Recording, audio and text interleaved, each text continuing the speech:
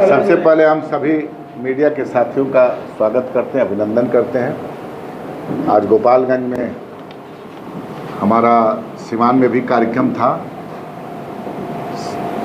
प्रधानमंत्री की जो 20 तारीख को सिवान में उनका आगमन है, इसी सिलसिले में हम लोग मूलतः 3 जिला सिवान, गोपालगंज, छपरा, उसमें सारे हमारे संगठन के लोग एनडीए एकजुट होकर के एनडीए के साथ कदम से कदम मिला करके हम लोग प्रधानमंत्री के आने की स्वागत में एक बड़ी लोगों को अपने कार्यकर्ताओं के माध्यम से प्रधानमंत्री के सभा में पहुंचाने का कार्यक्रम हम लोगों को कर रहे हैं। और इसी संदर्भ में आज हम गोपालगंज में मेरा आगमन हुआ। मेरे जिला अध्यक्ष जी, मेरे सभी पार्टी के और प्रकोष्ठ के अध्यक्ष, सभी हमारे प्रखंड से लेकर पंचायत के जो भी कार्यकर्ता हैं, पिछले कई दिनों से एनडीए के नेताओं के साथ एनडीए एकजुट होकर के हम लोग प्रधानमंत्री के कार्यक्रम को सफल बनाने के लिए लगातार दिन रात प्रयास कर रहे हैं। कि उम्मीद है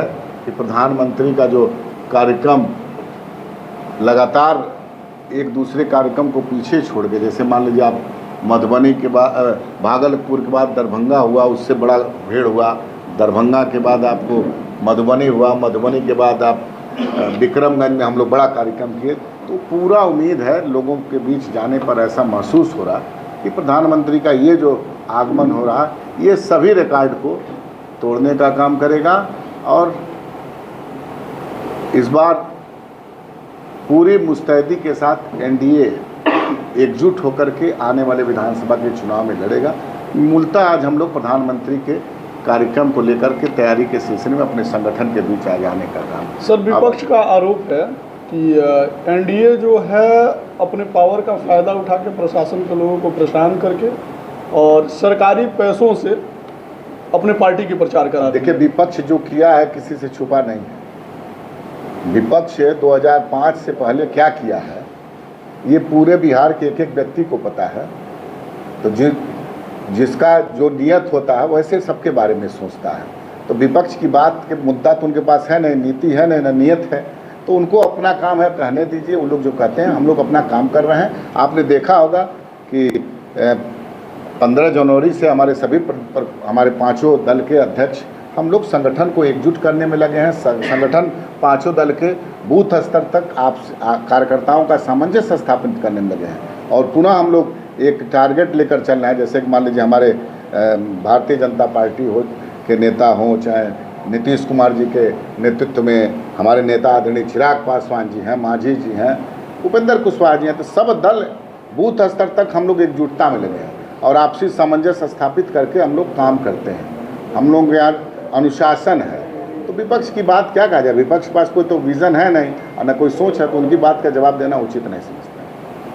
सर, ये जो रैली हो रही है सिवान में, गोपालगंज और भी सहारनपुर मंडल के जितने भी ज़िले हैं, इनके अंतर्गत जो ज़िले आते हैं, सभी जगह से लोग वहाँ पे पहुँच रहे हैं। फिलहाल में आप गोपालगंज में पीसी कर रहे हैं। गोपालगंज के लोगों को क्या लाभ मिलेगा, क्या सौगात मिलेगा? आप 2005 से पहले चले जाइए, डबल इंजन की ताकत आपको स्वयं पता चल जाएगा। क्या था 5 से पहले और अभी क्या है।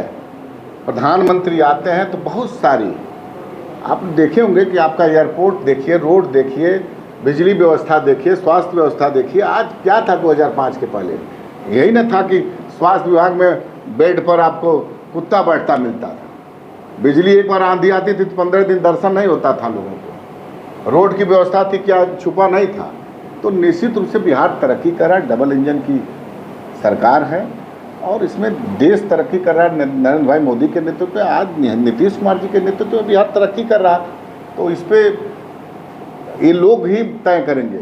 ये आप कह रहे हैं, आपके पार्टी के मुखिया अभी हाल फिलहाल में भी जब वो अकेले 243 जहाँ ये नीतीश कुमार जी के पार्टी के लोग चुनाव लड़ रहे थे, ठीक है, वहाँ आपके प्रत्याशी। अच्छा, एक चीज़ बताइए। नहीं सुनिए, आपकी बात हम समझ गए। गठबंधन अगर नहीं था, हम अकेले लड़ रहे थे, तो मेरे ऊपर निर्भर कर रहा था ना 2020 की बात। ठीक है, हम कहाँ से लड़े, कहाँ से नहीं लड़े। ठीक है, हमने निश्चित रूप से अकेले लड़ा। तो वो बात भूल जाए ना। अब हम गठबंधन में उसी ताकत को एकजुट करेंगे तो कोई आगे पीछे विपक्ष रहेगा। अगर हम लोग इस बार एक हैं तो आपको मैं पूरा विश्वास दे रहा हूँ, जो हम लोग का लक्ष्य है कि 2025 225 उसको हम लोग पूरा करेंगे। और विपक्ष 2010 में आपको याद है ना कि 206 सीट था, तो विपक्ष को नेता प्रतिपक्ष के लायक ही भी सीट नहीं मिला था। उसमें मुख्यमंत्री की कृपा थी कि नेता प्रतिपक्ष शायद मौका मिला था बनने के लिए, लेकिन इस बार पूरा विश्वास है और जनता की पसंद का ये गठबंधन है। और जनता की पसंद की मैं बात बता रहा हूँ आपको कि इस बार जो रिजल्ट आएगा 2025 में, इस बार विपक्ष को पुनः वो उससे भी बदतर स्थिति में जाएंगे। नेता प्रतिपक्ष की भूमिका भी नहीं लायक भी सीट नहीं मिलेगा। एक सवाल है, बिहार विधानसभा में आपकी पार्टी कितने सीटों पर चुनाव लड़ेगी? देखिए, निश्चित रूप से हमारे शीर्ष नेतृत्व आदरणीय चिराग पासवान जी सभी एनडीए घटक दल के बड़े नेताओं के संपर्क में हैं और हमको लगता है कि अब वो दिन ज़्यादा दूर नहीं है।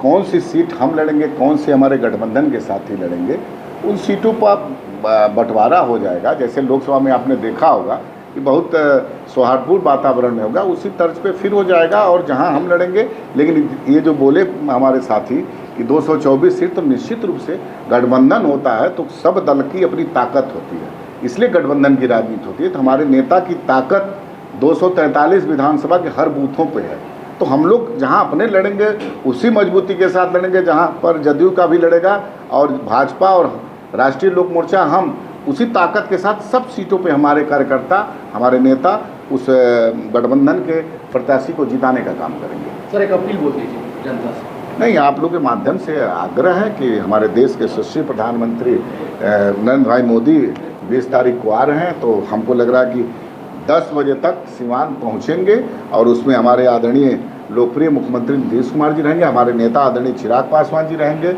मांझी जी रहेंगे, उपेंद्र कुशवाहा जी रहेंगे। तो वहाँ पहुँचे और वहाँ पर बहुत सारी योजनाओं का भी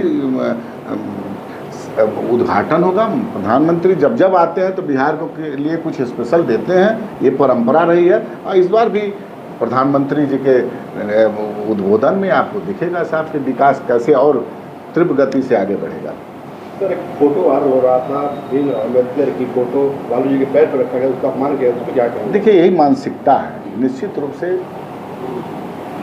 जननायक पुरुष चाहे बाबा साहब भीमराव अम्बेडकर जो संविधान हम लोग के देश बनाए, उसी संविधान के तहत हमारा देश आज चल रहा है।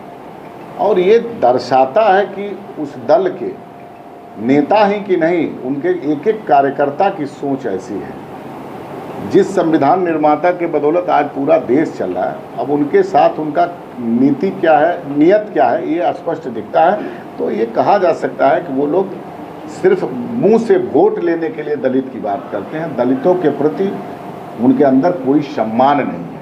क्योंकि दलितों का ही नहीं, देश के एक एक व्यक्ति के सम्मान बाबा साहब भीमराव अम्बेडकर का रहा है। दलित के तो खैर भगवान कहे ही जाते हैं, लेकिन हमको लगता है कि सारे देशवासियों के लिए वो गौरव थे।